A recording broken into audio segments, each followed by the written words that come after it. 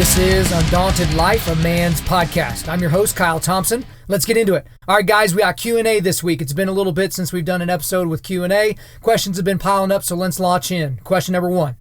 In Oklahoma, State Question 788 recently passed in favor of medical marijuana, opening the door for recreational marijuana. Is this good for your state and the people? So I appreciate this question. Thanks a lot. This is like the first question. So let's get started off with a bang, I guess. So just so everyone knows, I am in Edmond, Oklahoma, and the state of Oklahoma. Yes, there was the medical marijuana legislation initiative. That's basically what this was. And so that was on the ballot here in my home state on June 26th of this year. And so essentially a yes vote on State Question 788 that supported the measure to legalize the licensed cultivation, use, and possession of marijuana for medicinal purposes. So that is what a yes vote got. So this passed, which was very surprising to a lot of Oklahomans and a lot of pundits really around the country that this passed, and it passed with a pretty big majority. So it was a 57%, around 57% majority. There were over 500,000 votes for yes on this. So before I get into really the question that was asked here, and I appreciate the listener for sending this in, before I really get into that, I'll just kind of get into like my personal views on marijuana use just in general before we get into all the technical side. So for me, that is not a substance that I have ever used. I've never smoked marijuana. I've never had any edibles. I've never done anything like that. And frankly, it's never appealed to me. So it was kind of the same thing like when I first started watching people abuse marijuana. It was around the same time I was watching people abuse alcohol. And so when I saw these people using these substances, I was just like, God, y'all are losers.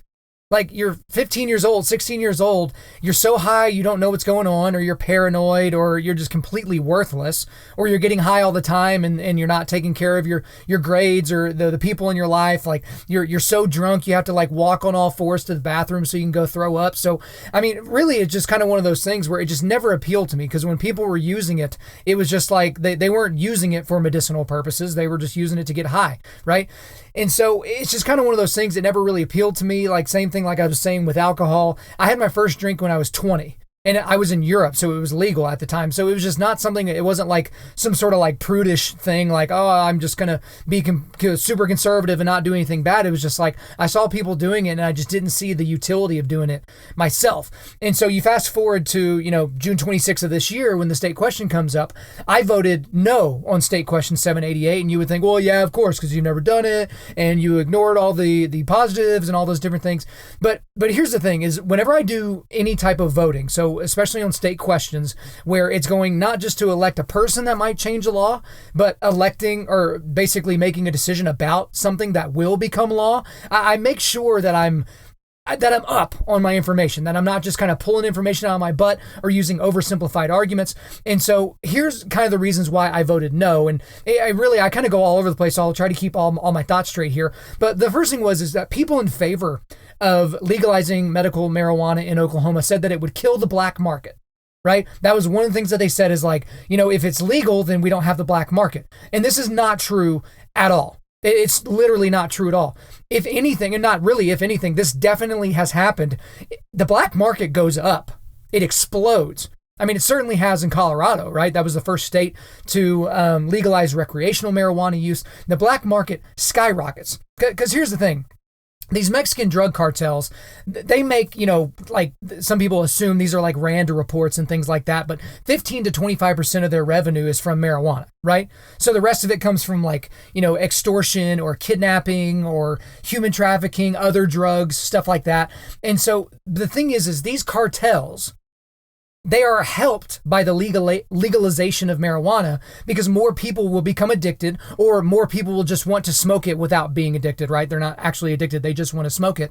And there's going to be a lot of people that are like, well, why in the world, now that I smoke marijuana, why would I want to go and pay a premium and do it through the government and them know my purchasing habits with these substances and things like that? Why wouldn't I just go to the dude around the corner, right? So that was one of the things that was out there, is it was just like a really stupid view that people are like, oh, the black market's just going to disappear. That was really ridiculous.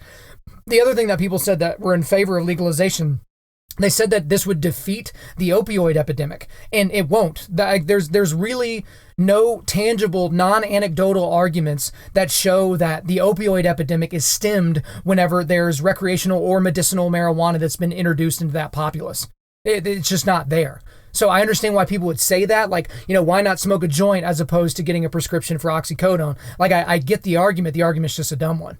There's also people that were in favor of this that said it would decrease the number of people that were incarcerated for, marijuana-related arrests. And this isn't true at all. So here's the thing is, yes, a law like this and similar ones around the country, it kind of decriminalizes marijuana possession for personal use. But there's a reality here that I don't think people realize, and that is that most people are not in jail just because they had personal amounts of marijuana. I looked this up. It constitutes 0.3%. So 0.3% of state inmates are incarcerated for marijuana possession. Like, just think about that. Think about the things that you heard about, the decriminalization. It's ridiculous.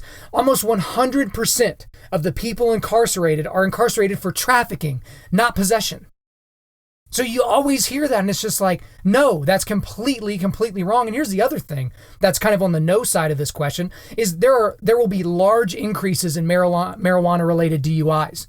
It just has to be that way, right? Now, some people quote those stats incorrectly because obviously if there was no medicinal marijuana and then all of a sudden it comes in, of course, you're going to have, there's going to be a more ubiquitous nature of use of this particular drug. But marijuana-related DUIs skyrocket, right? And again, the black market doesn't go away, so we're not really going to have those same issues. And so these guys that are trafficking in marijuana now are not going to just stop trafficking once it's become legal.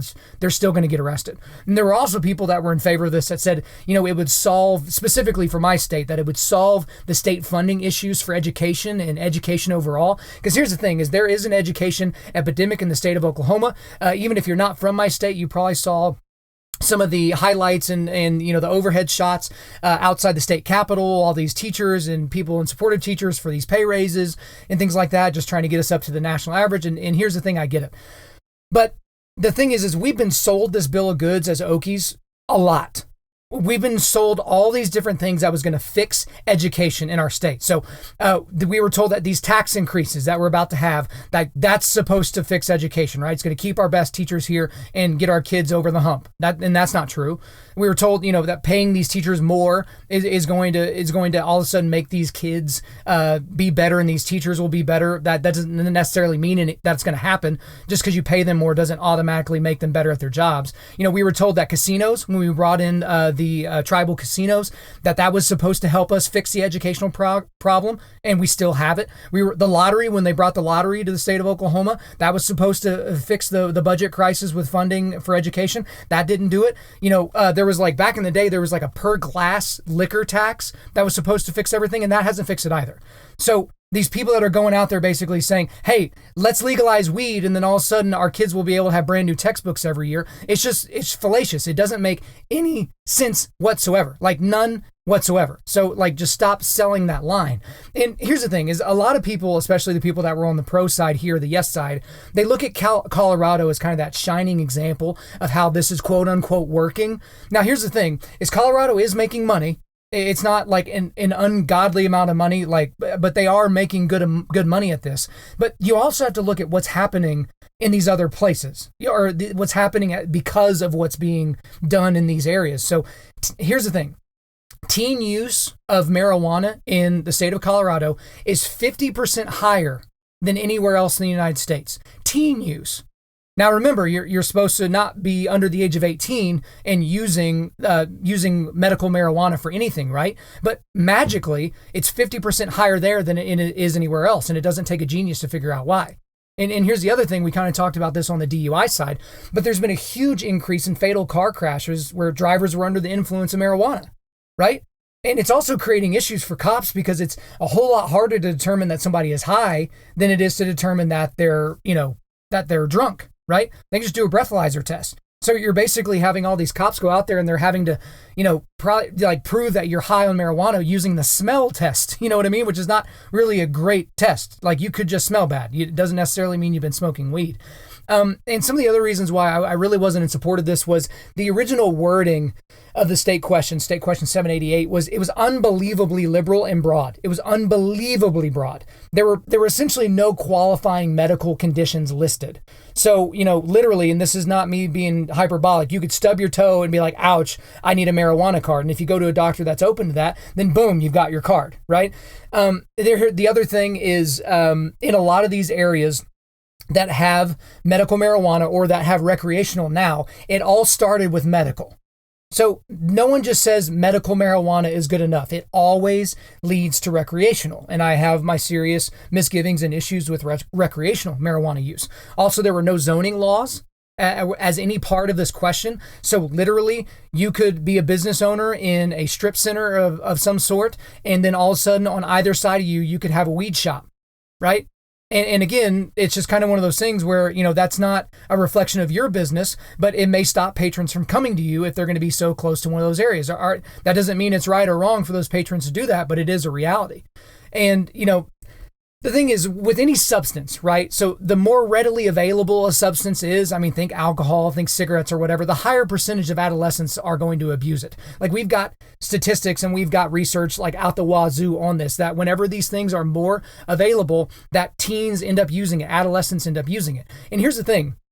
A lot of people, there's different studies that people try to refute this, but all in all, when you look at basically adolescents that are abusing marijuana, marijuana contributes to psychosis and schizophrenia in adolescents.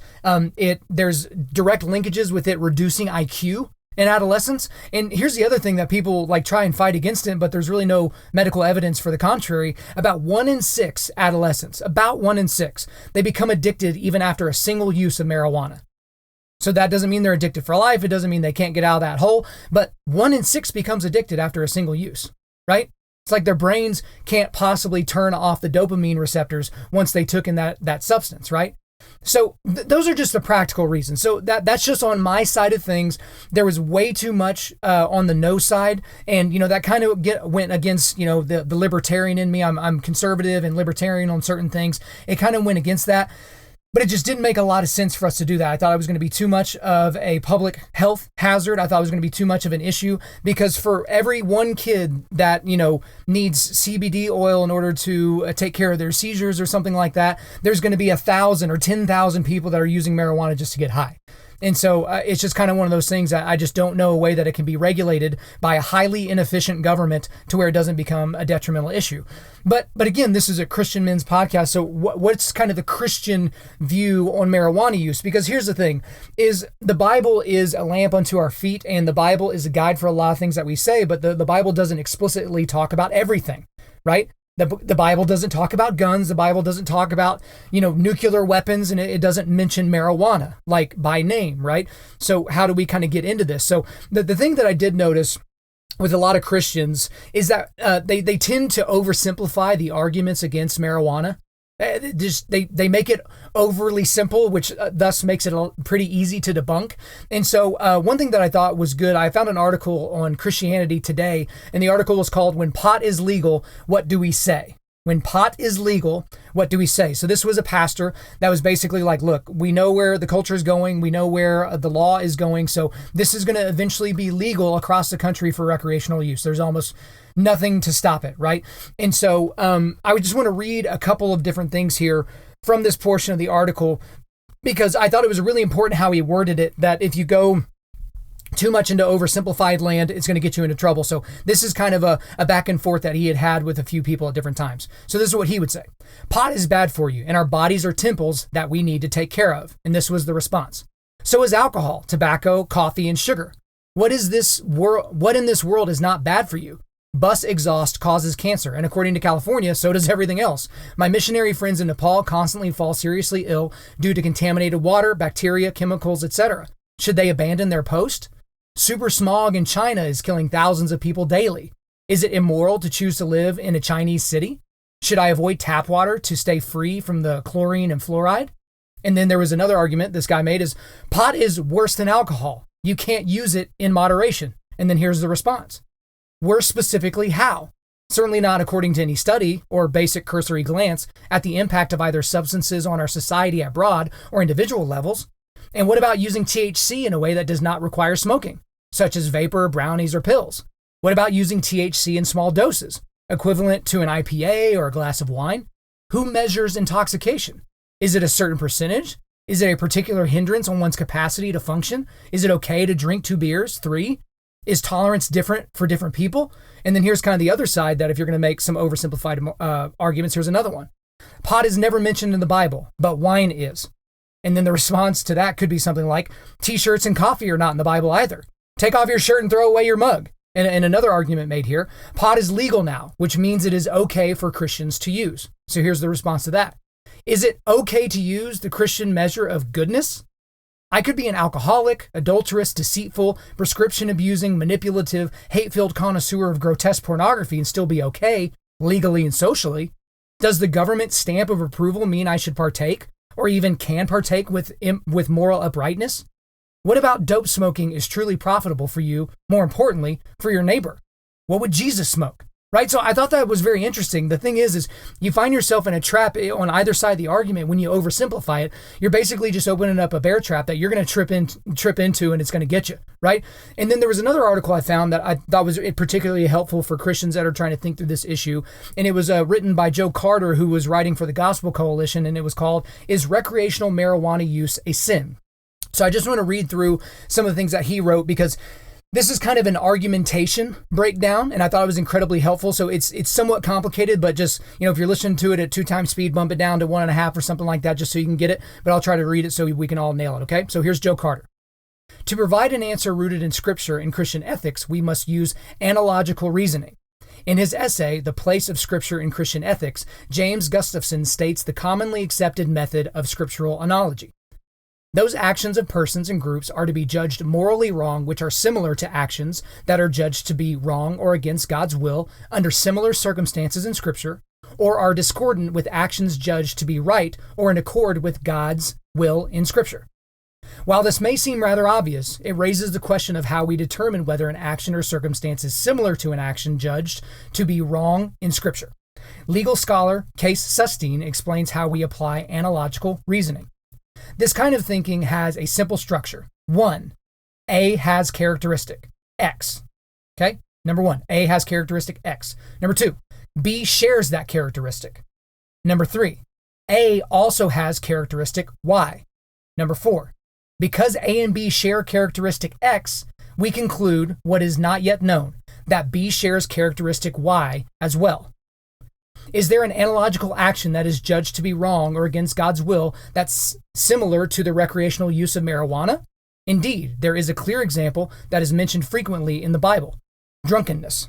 At the end of this article are several scriptural references to drunkenness and sobriety.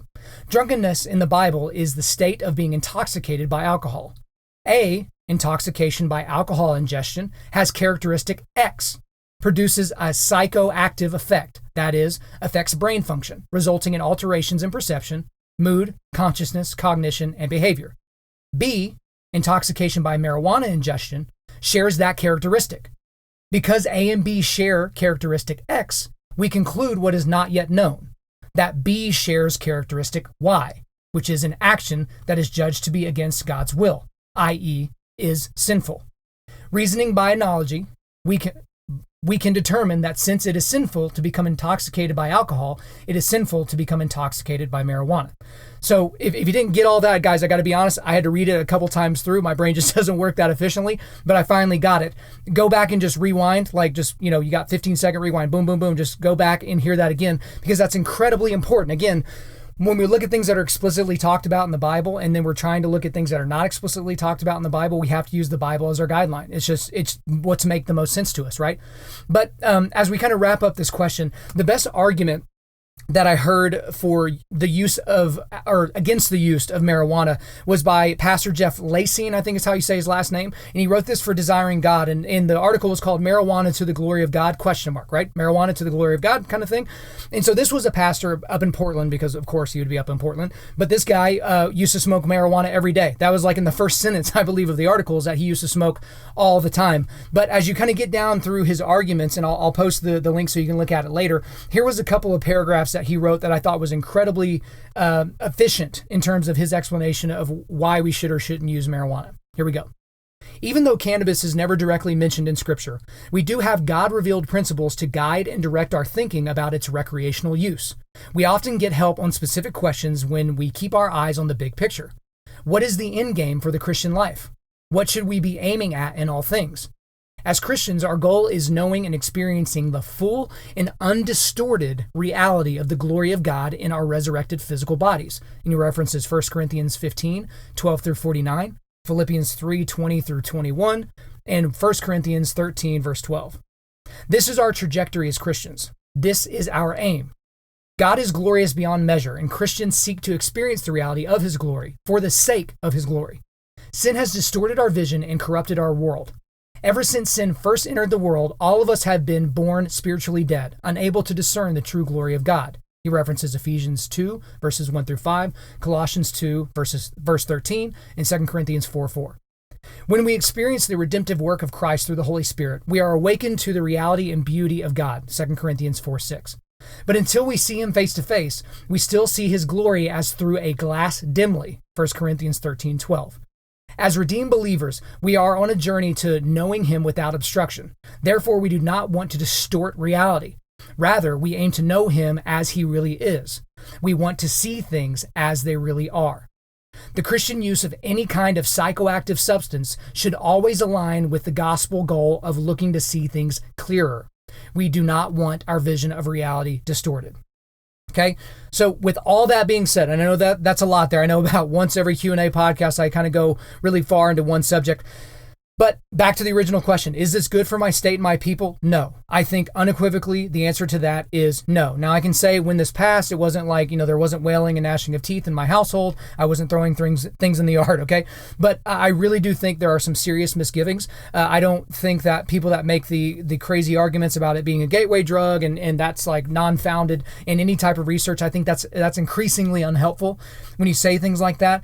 But I have very, very serious misgivings about our legalization of this in our state. And this is regardless of what happens. Mary Fallon and the Oklahoma legislature, they have this tendency to kind of change laws even after the state questions have been approved by the populace. It's not really a thing that I appreciate, even if it goes in my favor. Got to be honest about that. But so regardless of how that happens, it's going to come eventually. Like, it's just going to happen eventually. But I think for us as Christians and as Christian men, I think that the dictates that are put forth in the Bible and the hints that we get about things that are mind-altering to the point of excess, I think are really, really important for us to consider when we ourselves are considering partaking in a particular thing, and also when it comes up in the public square. All right, guys, I know that took a while, but let's launch into the next question here. If you were an MMA fighter, what would your walkout song be? Okay, that's kind of a cool question. Let me think. I feel like I can't narrow it down to one because I don't have any MMA fights coming up soon. So surprise, surprise, the cat's out of the bag there. But there are three songs that kind of come to mind. Like whenever you think through when you're watching, because I have thought about that quite a bit. Like if you were walking in the cage, like what would you want coming out? So the first one that comes to mind is the song "The Finisher" by Oh Sleeper. And surprise, surprise, these are probably all going to be metal songs. But the song "The Finisher" by Oh Sleeper, it's off their album "Son of the Morning."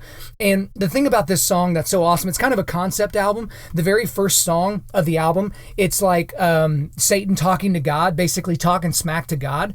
And then the other 8 tracks there in the middle kind of follow along that same trajectory. But then the final song is God's response to Satan, and it is vicious.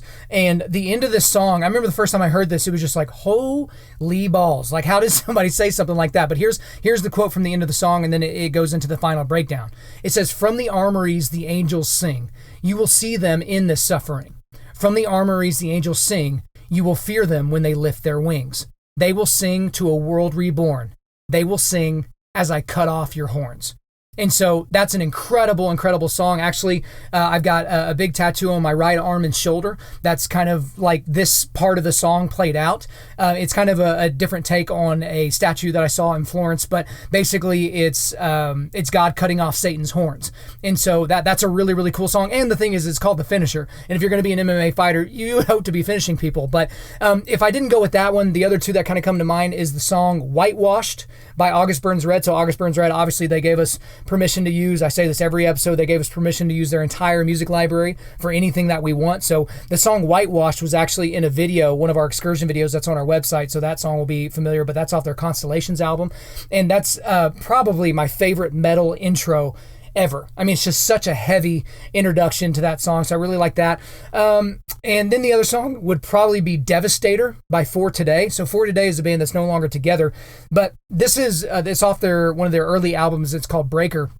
But you might recognize this hashtag that I put on Instagram, but it's Let My Name Be Feared at the Gates of Hell. The thing with For Today and a lot of their lyrical content, and to be honest, the lyrical content of the three bands that I just mentioned, it's incredibly aggressive towards Satan. So that's the thing is, like, as I've said before, I'm not a huge worship music fan. I feel like, it's kind of worshiping Jesus as if he's your boyfriend. I don't really like that very much because he's the Lion of Judah, not our cutesy bootsy little bunny bunny. And so, like, these lyrics speak to me differently. And so it's, whenever I suggested you listen to the Impending Doom album, their new album a few podcast episodes ago, it's kind of that thing. It's like, you should get pumped up when singing about Jesus. Like, you shouldn't, I mean, in my opinion, there are times, I guess, when you could be overcome with emotion and maybe crying or something like that. But like, whenever I'm really worshiping God using music, it's songs like these, like that I just suggested to you. It just really gets me going. So those would probably be the three, but the Finisher by O Sleeper would probably be the top one if I had to pick one. Next question. When was the last time you forgave someone who wronged you? Okay, so that's a good question. And to be honest with you, I would like to be able to pull out an exact example. But again, my wife and I, we have a lot of interactions with one another. And so we forgive people back and forth for, oh, I shouldn't have said that, or I shouldn't have done that, or I shouldn't have given attitude and all that. But to be honest with you guys, and this is just, full transparency here, I struggle quite a bit in this area of forgiveness, but it's maybe not in the way that you think by hearing me say it like that. So what I mean by that is, there are 7 billion people on this planet, right? And not all of them are going to like you. Even if you have one of the most amenable personalities and you're just so great to be around and you're super altruistic, there's still going to be people that are going to find something about you they don't like. Maybe it's your facial features, maybe it's your clothes, maybe it's your accent, maybe it's whatever. They're going to find something to do that with you. And so for me, I'm like, if someone doesn't like me, fine. There are literally 7 billion other people on this planet. One person not liking me is not going to bother me. Like, if my wife didn't like me, that'd be a problem. If my teammates at my gym didn't like me, that'd probably be a problem.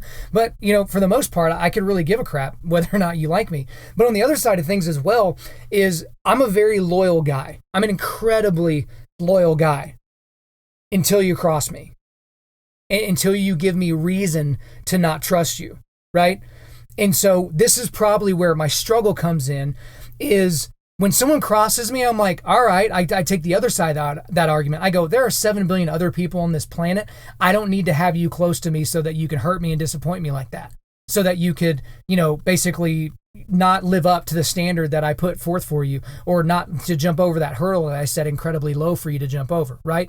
And so, again, just to be honest, I know that's not the most Christian thing in the world. Obviously, we have an entire setup with God, the triune God, that is based on forgiveness and salvation and really the story of the gospel. But I will just say, for me personally, it really comes down to that, to where it's just like, man, there's way too many people on this planet for me to worry about someone that doesn't like me, or worry about somebody that's going to cross me like that.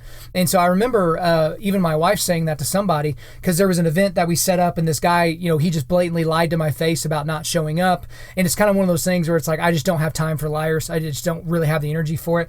And, my wife was talking to another buddy of mine, and my buddy was like, hey, is Kyle mad about that? And Kelsey, she just kind of said it offhand. She was just kind of like, look, Kyle's pretty straightforward. Like, he will be the most loyal guy in the world to you until you mess with him. And then he's done with you.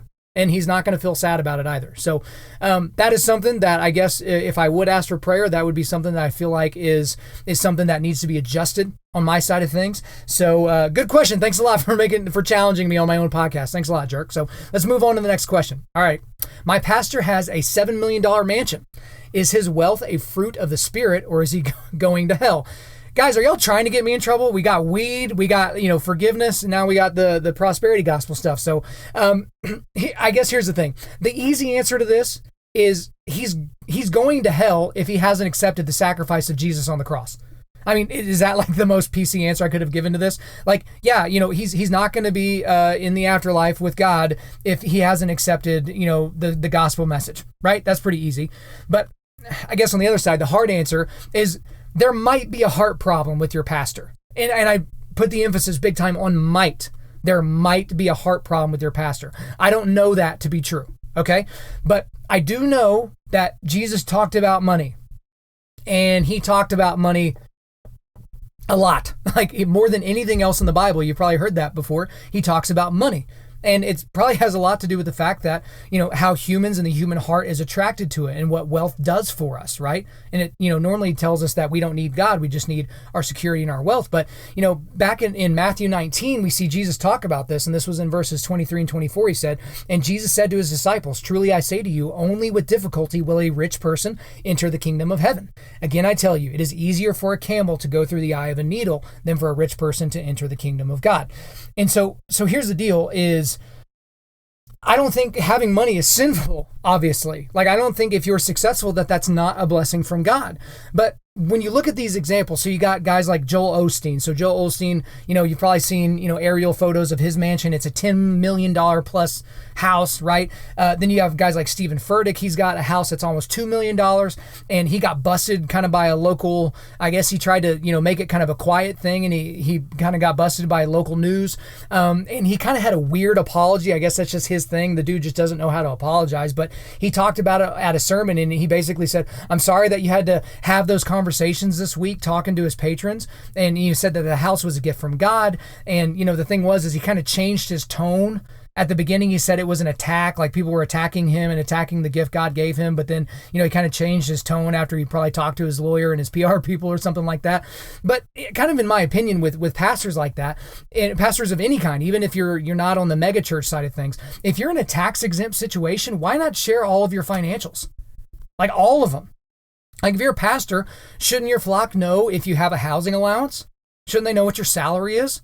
Like the money that you make off your books that you're writing while on the clock at the church? What your speaker fees are? Do you demand that you fly private or fly first class or all those things? Like that's not so that we can judge you, but it's like, hey bro, like we're paying your salary here. Like if you work for the state, like right now I could go on and look at every salary for state employees in the state of Oklahoma. Because like my tax dollars directly pay for them to have their jobs, right? I used to work at a university, and it's like, you look at what other people are making, there's no secrets there. So I don't really understand why a pastor would have that. But here's the other thing that I think is the big overarching thing about this question is one big reason why certain believers don't listen to preachers is because of money, right? Either, maybe they have a lot of it or they're always asking for it. That's a lot of reasons why believers don't listen. But on the other side of things is a lot of people that are unbelievers. They look at these pastors and they look at these houses and they look at these jets and these Bentleys and all these things, and it doesn't seem right. It doesn't feel right. And so your pastor might not be Benny Hinn. He might not be ripping people off, but that's how he's viewed. He's lumped into that category, and it just gives unbelievers and atheists and moral relativists, it gives them even more ammunition to be like, well, look at that guy. So again, don't mistake me and hear me say that if your pastor has a big house that he's going to hell. I mean, none of us can make that call. But here's the big warning, I guess, that I would give to you, is that if your pastor is preaching prosperity gospel messages, right, and has a mansion and is living a lavish life, you really need to beware in that situation. Beware. Because there's something funky going on there. Because I don't know a whole lot of prosperity gospel pastors that aren't rolling in it, right? So it's like, if God, just open up the sky and, and then these positive vibes are going to rain down dollar bills on you and all those different things. All these prosperity gospel people, they got money. They got a lot of it. So again, I think it is completely inappropriate for us to take the judgment seat of, well, this guy's clearly going to hell, just kind of to go back to the original question. But at the end of the day, I think you should really be aware of anyone that's, sporting a message like that. All right, next question. Should collegiate athletes be paid? Okay, so here's the thing, is I've had a pretty well-formulated opinion on this for a long time, and it has not shifted in any way, shape, or form. No, college athletes should not be paid. So here's the deal, is I know that not every college athlete is on scholarship, but a lot of college athletes are on scholarships. So they're already being paid by the school. So let's just for the sake of this, let's talk about people that are on full scholarship. So if you have a basketball scholarship to Duke or a football scholarship to Texas A&M or something like that, your school, and for a lot of these kids, it's out of state or private or something like that, it's paid for, right? It's taken care of. And so at the end of the day, it is your choice if you want to play a college sport, right? No one's making you play a college sport. So you're a stud athlete. You were a great football player in high school, and you get offered a scholarship or an invitation to walk on a football program at a college. You get to choose whether or not to do that. No one is forcing you. And people be like, oh, well, some of these kids don't have options and blah, blah, blah. That's not what we're talking about. We're talking about whether or not we should pay these kids, right? But it's their choice. They don't have to play sports at all. They don't have to go to that school. They could go to a different school. They don't have to play that particular sport. They could play a different sport. So the thing is it's all about choice here. So if you go to college, you know what the setup is. Like, nothing drives me more insane than when people sign a contract, like in the NFL, they sign a contract and they put their name down to it, and then they have a good season or two, and then they want to hold out. It's like, you signed the contract. Like, there's just as many people that sign contracts, and it's bad for the team. You just so happen to sign a contract that's good for the team. So what? It's your job. Get up and do your job. But the thing about it that I don't feel like many people, a lot of people that say that college athletes should be paid, these are people that, have only worked in the public sector, or maybe they've just been pundits for forever. They've never really had to do like a real private sector job before. But you just have to ask questions like this because most people don't really have a clue. So let's look at Tim Tebow. Okay, Tim Tebow is probably the most famous collegiate athlete of all time of any sport. I think that's pretty easy. If he's not the top one, he's in the top 10. So let's just use Tim Tebow. If we were paying college athletes while Tim Tebow was the quarterback at Florida, would we be paying Tim Tebow the same as the backup catcher on the softball team? Do they get the same amount of money? Should we pay Tim Tebow the same as a quarterback of like a D3 school? Does he get the same amount of money? Now how do we equal this out? Because here's the thing is you can't, especially in this day and age, what if you paid female basketball players differently than you pay the male basketball players? Like, how are you going to make this equal, right? There's no extra Title IX that you can add into there that's going to take care of all those issues. But here's the thing that a lot of people don't realize is that most athletic departments in the country, and yes, I mean most, like overwhelmingly most, almost all of them are operating in the negative. Almost all of them are operating in the red. And so basically what you would be asking these people to do is they're already operating in the red. They're getting taken care of by all these other different things on campus, student fees or tuition or something like that. They're being taken care of. And now you're going to ask them to pay these athletes. Like, with what money? This is like the most Bernie Sanders thing in the world. It's like, oh, we're going to pay for it. How? Don't worry about it. Like, it's just it doesn't make any sense. For the most part, the only sports that make money at most college campuses is football and men's basketball. That's it. And in some places, neither of those teams make money. So literally nothing makes money. Like, you'll have, Oklahoma State wrestling, they probably make money.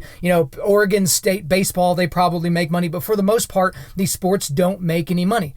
So the question I would ask to these people that, they should be paid, is with what? And, they always want to talk about how much these schools make for their bowl games and how much the coaches are paid and all these different things. But at the end of the day, that's their job. And if somebody wants to pay them extra from the coffers of the university, let them. That's fine. That's totally fine. Because these kids, again, they have a choice. They don't have to play these sports. And so if you've chosen to play these sports, and if you can't have a job outside of it because of your, requirements from the football team or the basketball team or the badminton team or whatever team you're on, it just is what it is. If you don't like it, you can quit. And then you can go into debt like just about every other, student out there. They're going into debt in order to go to college. Like, in a lot of these situations, you are paid for to go to college. So I don't really get the funk, right? So a little bit on a high horse there, but I've literally never heard a compelling argument on the other side of things. It's just people basically talking into the ether. So, all right, next question. Does God send people who haven't heard about him to hell? How should we respond to people who have objections about hell? Okay, so a couple of different questions there. So let's look at the first part. So the thing that I know about God, that I'm very, very comfortable with about God, is that his judgment will be fair. I mean, we see that all over the place in Scripture, and I'll pull out a couple. So Psalm 96:13 says this, "For he comes to judge the earth. He will judge the world in righteousness and the people in his faithfulness."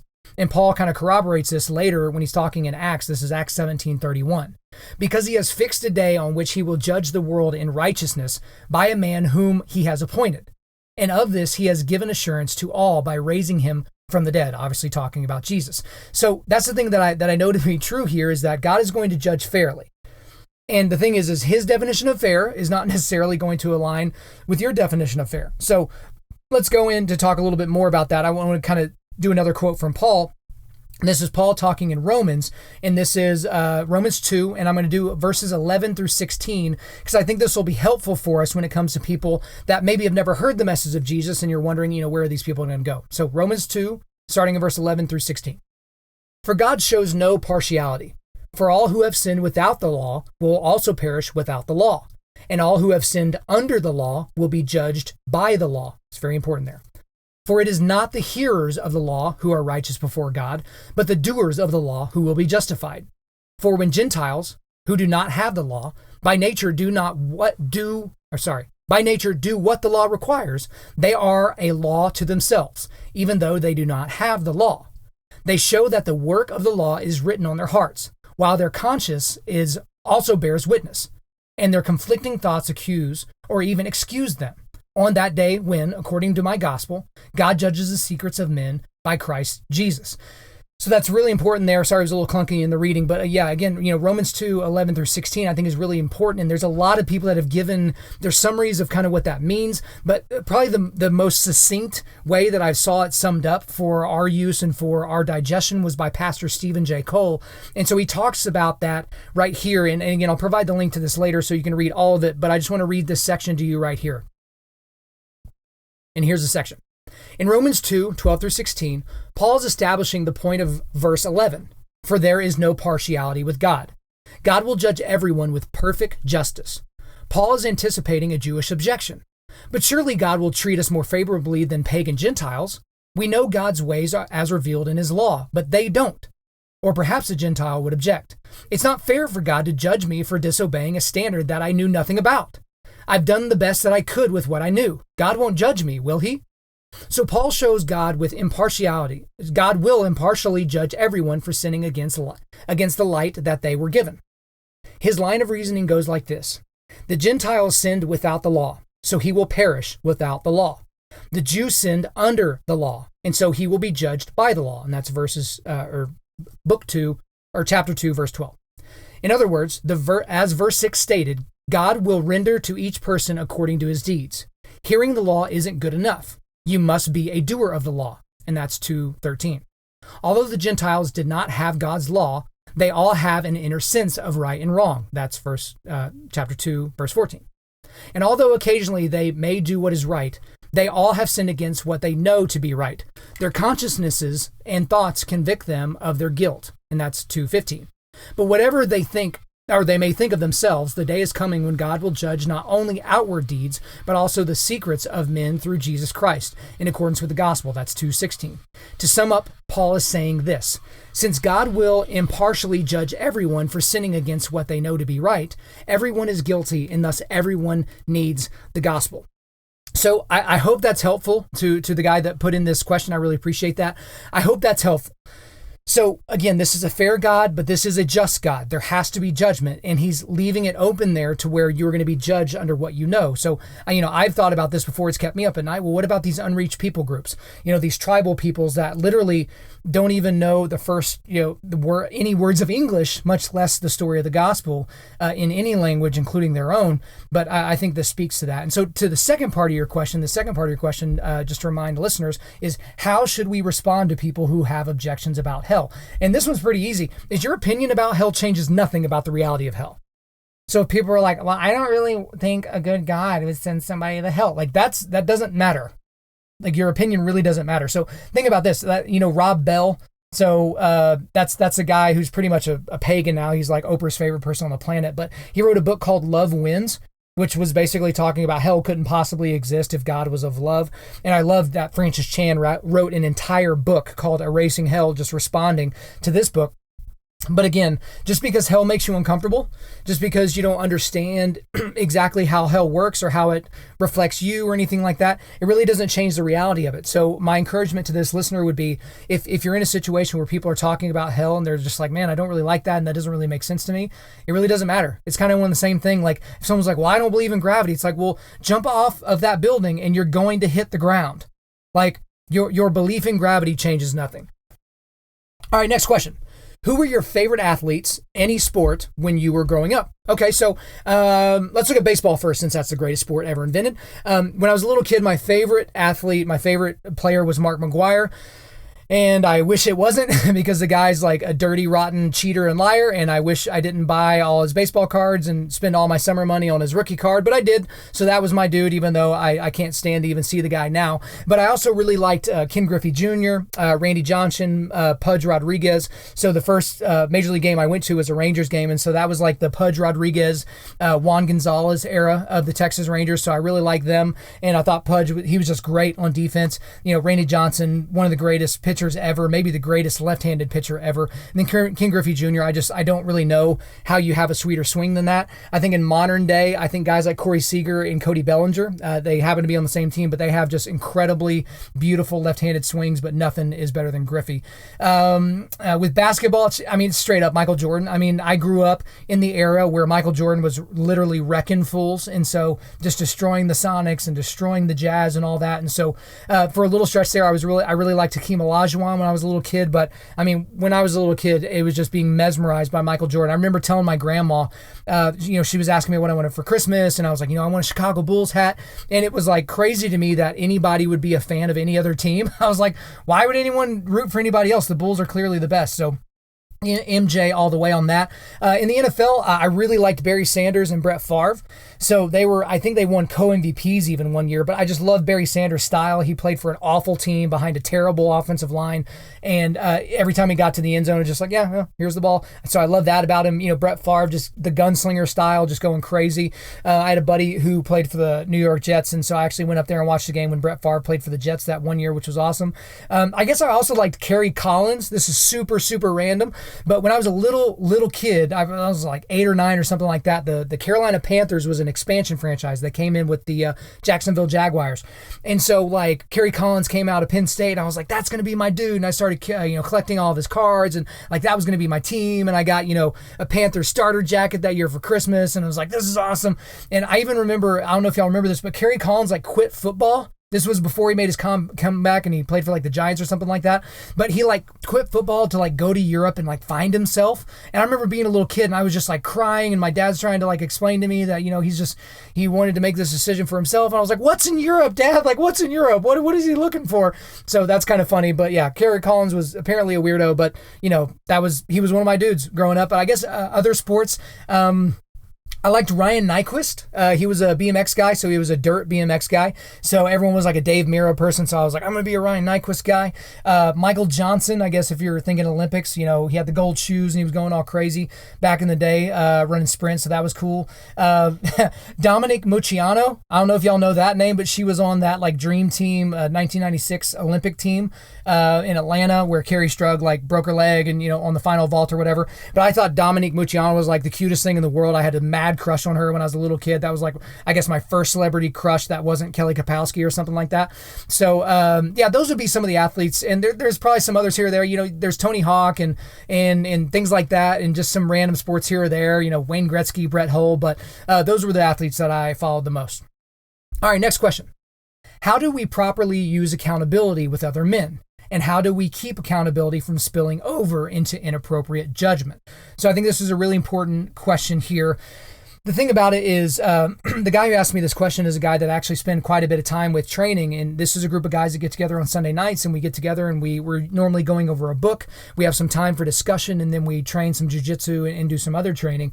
And, we had a guy share in the group this week about something that happened. One of the guys in the group, his wife had a miscarriage. And, it was kind of one of those things where it was just it was a really, really important moment for our group, because that's kind of an important thing to share, but it's kind of like, how do you share that and what do you say?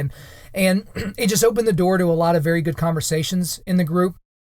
And But the thing is like, there should be accountability in groups like that, because most guys don't have accountability when they spend all their time with themselves. You're basically only accountable to yourself and maybe to your wife, depending on your relationship. But, the thing I like to talk about all the time is like the atheist's favorite scripture is judge not lest ye be judged, right? They're like, Christians are just always out there judging people and all these different things. But, I want to talk a little bit more specifically about that, because, that comes from Matthew 7. So that's Matthew 7, 1-5. And this is Jesus talking, but I'll go ahead and read that here. Judge not that you be not judged. For with judgment you pronounce, you will be judged. And with the measure you use, it will be measured to you. Why do you see the speck in your brother's eye, but do not notice the log that is in your own eye? Or how can you say to your brother, let me take the speck out of your eye, when there is a log in your own eye? You hypocrite, first take the log out of your own eye, and then you will see clearly to take the speck out of your brother's eye. So the thing that's important there is the very last part there of verse 5, which is to take the speck out of your brother's eye. So this is actually telling you, this is Jesus telling you that you need to take the speck out of your brother's eye. But he's just basically telling you for alignment purposes, you need to worry about yourself first. Get yourself right before you start messing with anybody else. But he is telling you that you need to help other people out through judgment. And then Paul even talked about this with the Romans, with the Roman Christians, and he basically told them not to judge. And this was in Romans 14, verse 13. Therefore, let us not pass judgment on one another any longer, but rather decide never to put a stumbling block or hindrance in the way of the brother. But the thing about this is when Paul's letter to the Corinthian Christians, he basically said that they must judge sinful believers and let God deal with the people that are non-believers, right? So you judge the people that are inside of your believer community and let God deal with the people that are outside of that. And so this was talked about in 1 Corinthians 5, verses 12 and 13. For what have I to do with judging outsiders? Is it not those inside the church whom you are to judge? God judges those outside. Purge the evil person from among you. And so the thing is with accountability is what you get from these verses, from these two by Paul and one recorded about Jesus talking, is we are to judge people that are inside the church. We certainly are to do that. What you're not to do is to take the judgment seat of God, right? You're not to be like, well, I decree that this is good behavior and bad behavior and you're going to hell for that, or I'm punishing you for that. That's obviously not your right and that's not your place, right?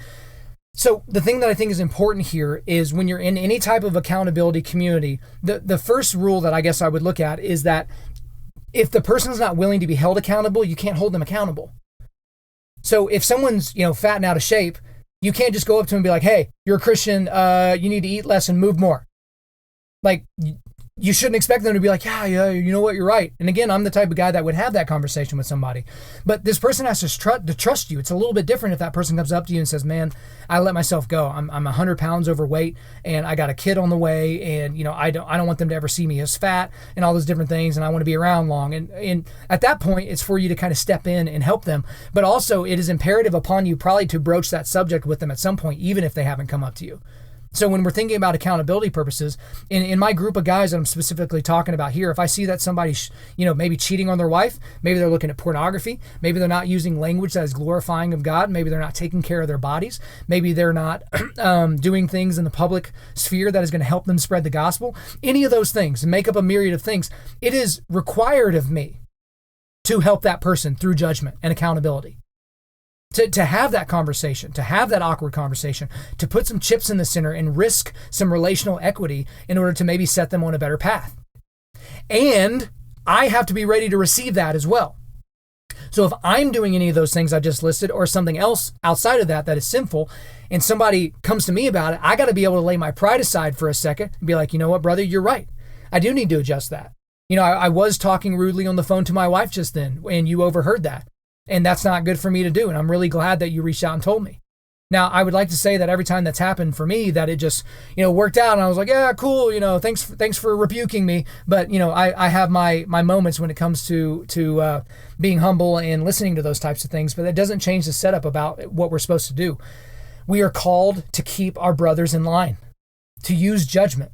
But the important thing here is if somebody is not a believer, and they're not in your sphere of influence, you can't judge them based on what we're doing. That's God's job. So you would never go into the house of Muslims and judge them according to what's taught in the Bible. That's not your place. It's your place to have that conversation, It's your place to share the gospel with them, but you can't take the judgment seat there. And you can't look at their diet or their customs and say, well, that doesn't really jive with what I do. You wouldn't appreciate if that they did that to you. If a Sikh or a Hindu or someone like that came into your house and tried to change things around on you because you don't align with that worldview. Our God is going to deal with them. It's our job to share the gospel. It's our job to get them to understand who Jesus is and who he can be for them. Next question. Is the UFC becoming too much like the WWE? And specifically, he's talking about the Daniel Cormier and Brock Lesnar scuffle. So y'all probably saw this a few weeks ago, but UFC 226, that was a huge super fight. You know, we are kind of in the era of super fights now, but this was definitely a super fight. Stipe Miocic is the heavyweight champion of the world. He's the greatest heavyweight in the history of mixed martial arts. And Daniel Cormier, who's one of the greatest fighters ever, and was the light heavyweight champion, the 205 champion, was going to go up to heavyweight to challenge Stipe Miocic for his belt. So obviously by now y'all know what happened. DC knocked out Stipe in the first round. It was really incredible. He clinched up and then threw a short right hand, dropped him, and then finished him on the ground. It was incredible. But before the fight, you saw that Brock Lesnar was there, and it's like, well, Brock Lesnar doesn't normally show up someplace unless he's going to be, picking a fight of some kind.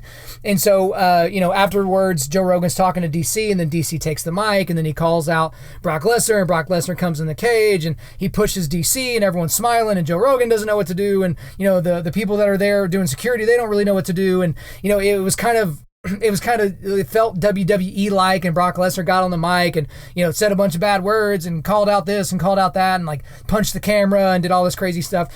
Here's the thing. The UFC is not becoming too much like the WWE, because for every one thing there's been like that, there's been a billion other things that aren't anything like that at all. So there is kind of this thing where the guys that talk trash do get more opportunities. So you think of a guy like Conor who has backed it up, or you think like a guy like Chael Sonnen or Colby Covington or guys like that talk trash. These guys may have gotten opportunities that they wouldn't have gotten otherwise if they were quiet. But I don't think that necessarily makes it like WWE, because in WWE, that's fake, right? These are athletes that are actually taking bumps and doing things like that, but there's no wonder in the back about what the outcome's going to be. They know before they walk out there how this is going to go, right? But they don't have that in MMA. So you can talk all you want and you can do all those things, and you can have your lines ready to go and ready to spit out. But at the end of the day, they lock the cage, and it's you two and a referee, and it's a real fight. There's no whispering in each other's ears like, all right, go down here, or I'm going to throw you off the top turnbuckle or something like that. So, no, I don't think this is becoming too much like the WWE. I can say for me, I wasn't terribly bothered by all that stuff that happened afterwards. It was ridiculous. At the end of the day, Brock Lesnar, Daniel Cormier should not be much of a fight. DC should be able to handle Brock Lesnar incredibly easily. Brock is not going to out-wrestle DC, and Brock does not like getting punched in the face. So that does not exactly bode well for their future setup. But yeah, so still a huge fan of the UFC, that WWE nonsense with Brock Lesnar notwithstanding. So next question. What are your thoughts on the Revoice conference? Okay, so to be honest, when I got this question, I had no idea what the Revoice conference was. But what I did is I went and looked it up, and this is happening apparently this year in St. Louis, or maybe it already happened. I'm not exactly sure. But this was the tagline for this conference. It was supporting, encouraging, and empowering gay, lesbian, same-sex attracted, and other LGBT Christians so that they can flourish while observing the historic Christian doctrine of marriage and sexuality. Okay, so it was kind of one of those things I was like, all right, well, I guess there's a conference full of people that are going to go and do that. So first of all, I guess I would refer all of you back to episode 25 of this podcast. And it was a podcast I did called Why I Stopped Using the Word Faggot. And so I think that was a very important podcast, especially for a lot of guys like myself and a lot of my listeners out there that used to use that word regularly in, busting each other's balls type settings, or in an athletic setting or something like that. So here's the thing. When I first heard that this conference was for LGBT Christians, I immediately, my antenna went up and I was like, whoa, okay, what are we doing here? Are we going to be celebrating this, or are we going to be absolving them of some sort of sin? Like, what are we doing? But I guess the thing that was encouraging to me, a couple things were encouraging, was kind of the last part of the tagline, when it said, while observing the historic Christian doctrine of marriage and sexuality. So it doesn't seem like they're going to be rewriting scripture there. And here's the other thing, is the keynote is being delivered by Wesley Hill. And so Wesley Hill was kind of the main person about, episode 25 of this podcast. It was his book, Washed and Waiting, that was kind of the the center point of that whole podcast, right? And so, and his views were obviously that this is a celibate Christian theologian who for the rest of his life is going to go to bed alone, and he's not going to live out his gay sexual desires for the sake of the gospel of Christ. And so I think that was very important, and there should be a place for people like this that are same-sex attracted, to where they're not just being told that, no, God just loves you as you are, you don't need to change, because if that was true, we don't need Jesus, right? But the thing is they might be towing the line of heresy, if this event ends up celebrating sinfulness. But for all intents and purposes, and from the things that I've seen, having not gone to the conference and having not heard the speeches, I don't even know if it has happened yet. I didn't look at the exact dates, but from where I'm sitting, I think it's going to be all right. But I will say this, there was a podcast I listened to recently, and shout out to my boy CJ that's down at Dallas Theological Seminary. He sent me this podcast called Cross Politic.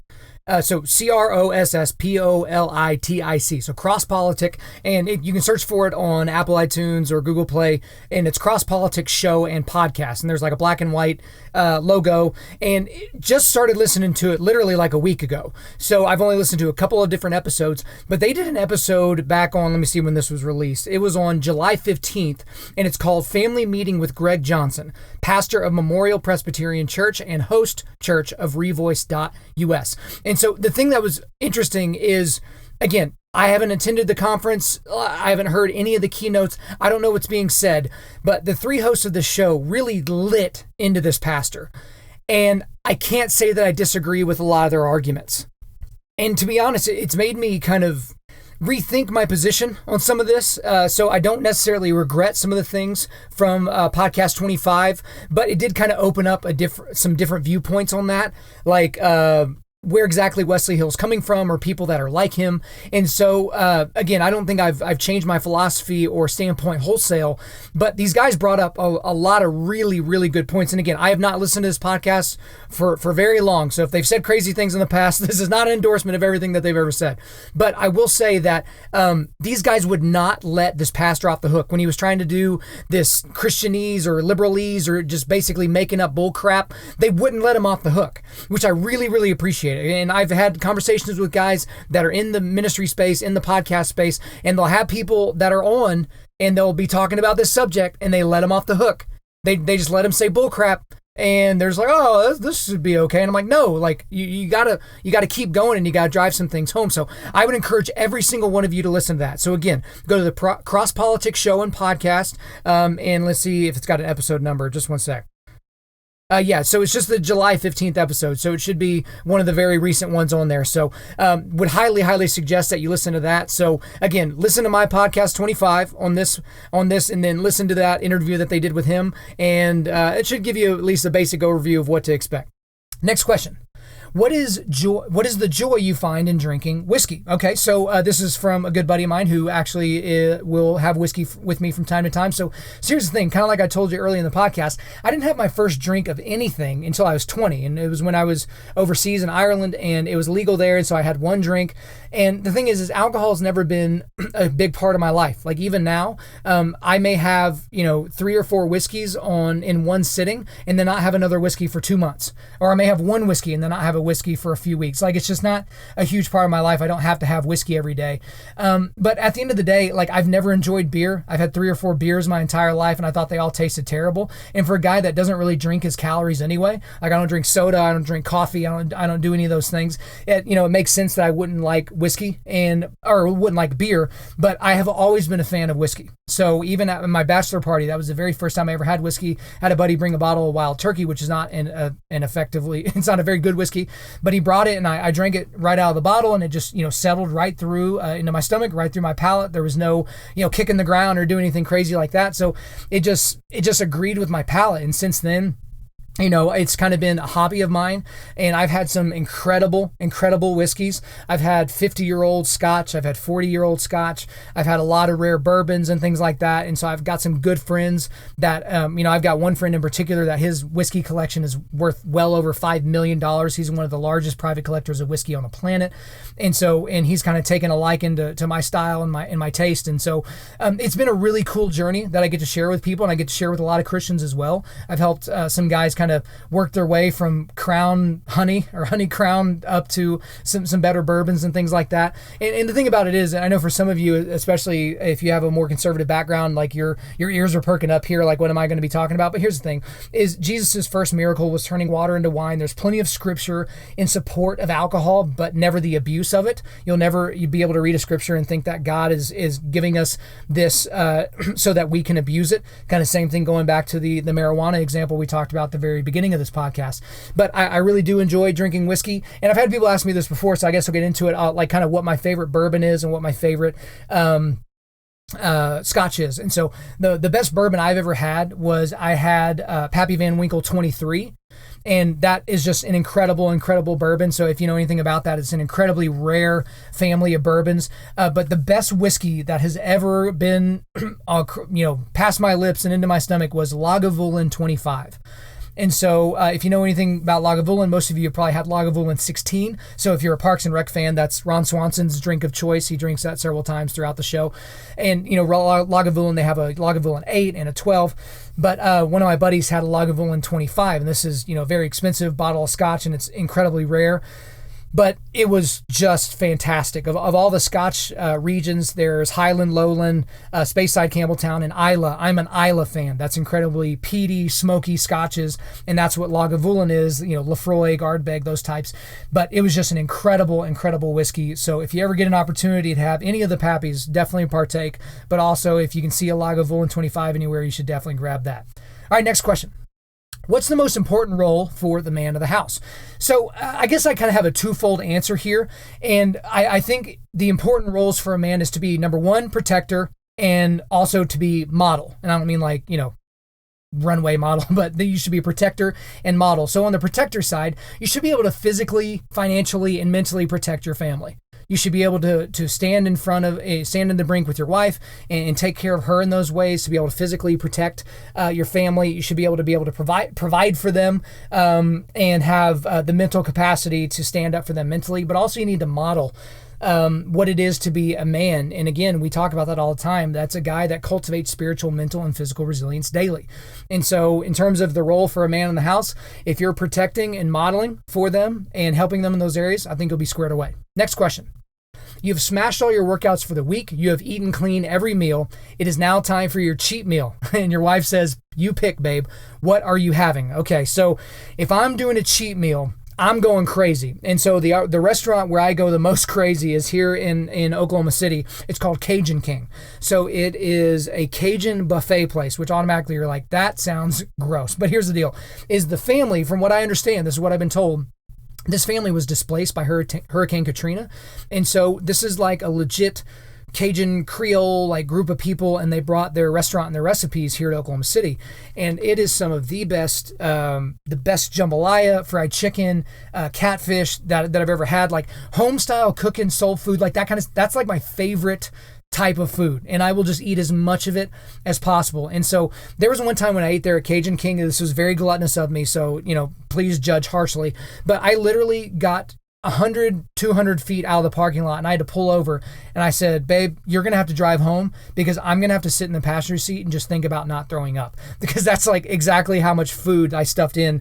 But here's the other thing with me, whenever I eat crazy meals, I feel like I have two stomachs. Like I can be completely stuffed from the entrees and everything, and then somebody offers up dessert, and I'm like, yeah, I can kind of do that. So if I'm going crazy, I'm going to hit up Cajun King, eat 3 or 4 plates of food, and then I'm probably going to hit up something like banana pudding or milkshake or ice cream of some kind. So banana pudding is probably my favorite dessert on the planet.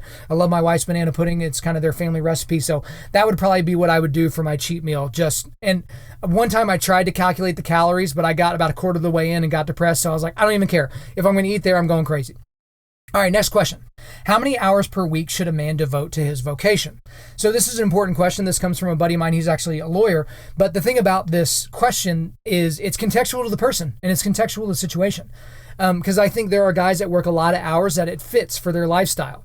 It fits for their relationship with their wife, where they're still a dutiful husband, and they're also a doting father, and they're a present father. But then there are other people that work a ton of hours, and they can't be those other things. They certainly don't spend any time with God because, they're trying to spend all the time with their boss or with their clients or something like that. And then there are people that don't work nearly enough So they're not protecting their family financially. They're not taking care of business. They're putting their family in a precarious financial situation, which I see a lot in my line of work. And so that's something that's not really appropriate either. So I guess I'm kind of skating around this question a little bit. I guess the answer that I would give is, in terms of the amount of time that you should devote to your vocation, it is whatever is an appropriate amount of time that will allow you to provide for your family in a way that would be pleasing to God.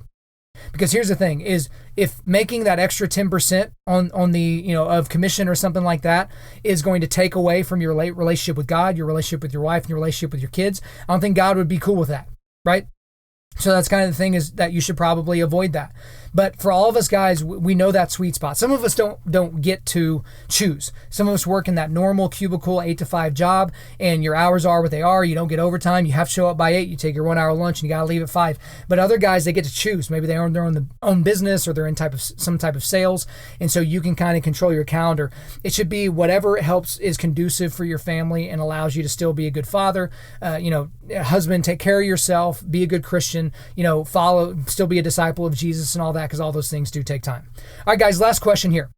What are the best tools for a man to keep his masculinity and his Christian orthodoxy and survive in our current culture? Okay, so the first part of that was basically keeping your masculinity. And, for us, we talk about it. I'll say it again, cultivating spiritual, mental, and physical resilience. So we've had a lot of guys do our 21-day devotional in the YouVersion Bible app. So we talk about that a lot. But, at this point, over 41,000 dudes have completed it.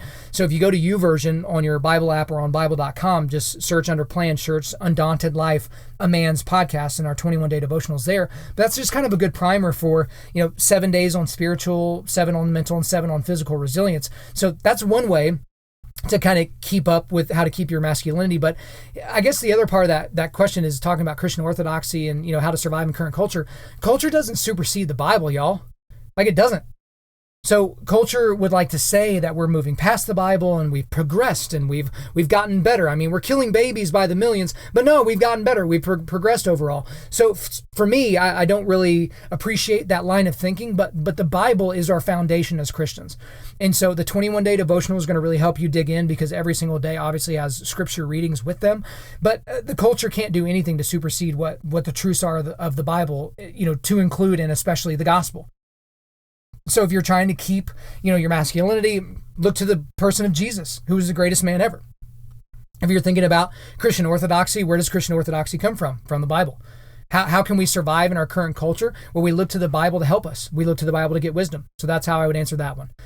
So thanks a lot, guys. We're going to do a quick resilience boost here before I let you go. We are a men's ministry, as you know this by now. Our mission is cultivating manly resilience, and specifically we do that by providing content that forges spiritual, mental, and physical toughness. So for today, we're going to focus on mental and spiritual, and I just want to I listed some things here that I talked about here during this podcast, because I want to make sure that whenever it's my ideas or if it's somebody else's that I'm borrowing their ideas, I want to always be upfront with that. So the stuff I included here is I have the article, Marijuana to the Glory of God. I have that article in here.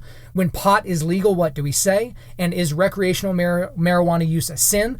I also put the music videos for the 3 songs I talked about earlier. So that's The Finisher by O Sleeper, Whitewash by August Burns Red, and Devastator by For Today. I put those in here. And then also that part where we're talking about, basically, can we know if people are going to hell if they haven't heard, the message of the gospel, that kind of thing. It's an article called Lesson 11, God's Impartial Judgment, Romans 2, 12 through 16. So I put all those in there just so that y'all could follow up with that later, all right?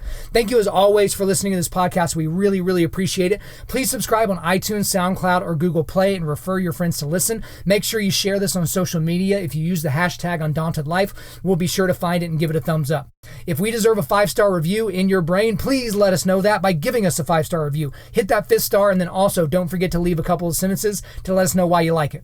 I'm currently booking speaking engagements for the remainder of 2018, and for the beginning of 2019. So if you want to reach out to me in that way, just hit me at info@Undaunted.Life. Again, info@Undaunted.Life. I can come to speak to your church, to your team, to your Sunday school, whatever you want.